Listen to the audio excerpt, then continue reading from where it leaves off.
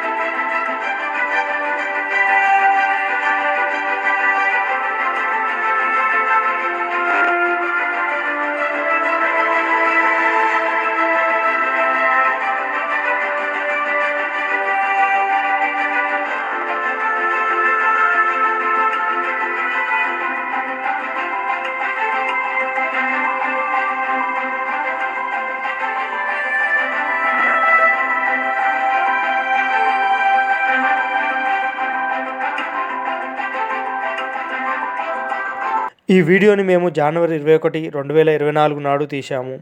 ఆ రోజు జాతీయ ప్రకృతి ఆరోగ్య సమ్మేళనం ఏర్పాటు చేసి ఎంతోమందికి ప్రకృతి గొప్పతనం గురించి తెలియజేశారు.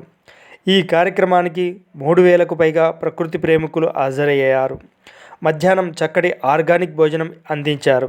దానికి నయా మిల్లెట్, వనస్థలిపురం, హైదరాబాదు వాస్తవ్యులు అమృత్ గారు స్పాన్సర్ చేసి తన ప్రకృతి ప్రేమను చాటుకున్నారు.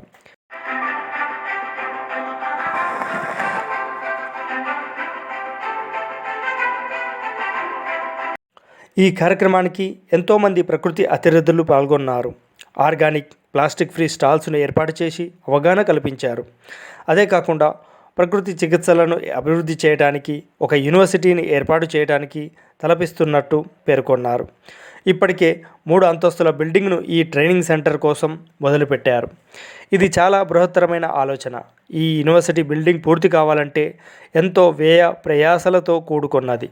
డాక్టర్ రామచంద్ర గారు, పద్మ గారు చేస్తున్న సేవలకు ముగ్ధులై అప్పారావు గారు, ప్రసాద్ గారు తమ యొక్క విలువైన సమయాన్ని మరియు ఆర్థిక సహాయాన్ని ఇచ్చి వారికి అండగా నిలుస్తున్నారు.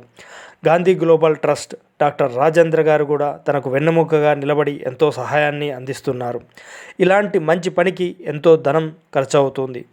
ఎలాంటి ప్రతిఫలం ఆశించకుండా ప్రజలకు మంచి ఆరోగ్యాన్ని అందించడానికి, ఈ ప్రకృతి చికిత్స నిపుణులను తయారు చేయడానికి ఈ యూనివర్సిటీ బిల్డింగ్ను కట్టిస్తున్నారు. ఇలాంటి బృహత్తర కార్యక్రమంలో మనము భాగస్వాములము అవుదాం.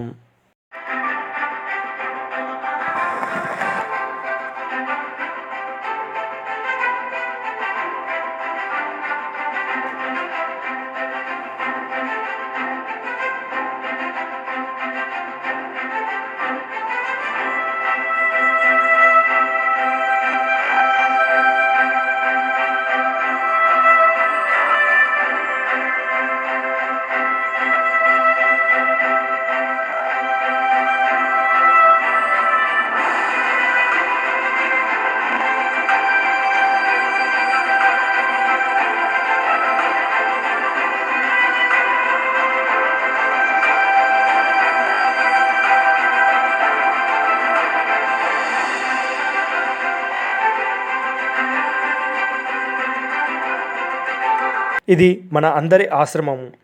మన గురించి తపించే ఈ కార్యక్రమానికి మనమంతా తలా ఒక చెయ్యి వేద్దాం.